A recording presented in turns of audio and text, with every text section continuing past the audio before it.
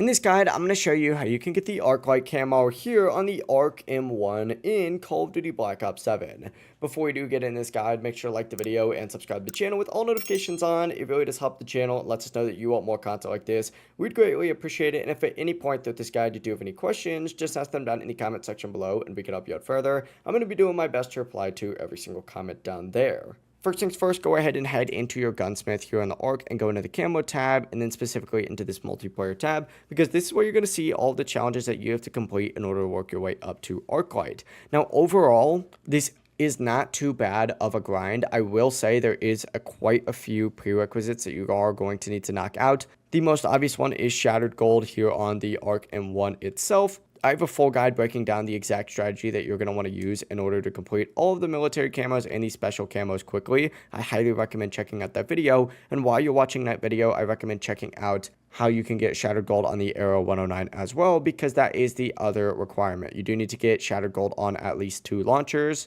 After doing that, you could focus on the Arclight challenge, which is just getting 10 double kills or better with the Arc M1. Now the strategy for this is pretty simple, and it does help that Nuketown did just release for this, but go ahead and load into Nuketown, specifically on like hardcore or domination, and essentially just go ahead and shoot this rocket launcher into either the hardpoint zone or the B domination zone, and you'll get those double kills taken care of pretty quickly. This is only going to take 1 to 2 matches max, and it really is not too bad. If you guys do have any questions though, just ask them down in the comment section below and we can help you out further. I'm going to be doing my best to reply to every single comment down there. Before you do leave this guide though, make sure to like the video and subscribe to the channel with all notifications on. It really does help the channel. It lets us know that you want more content like this. We'd greatly appreciate it. Have a great rest of your day though. Peace.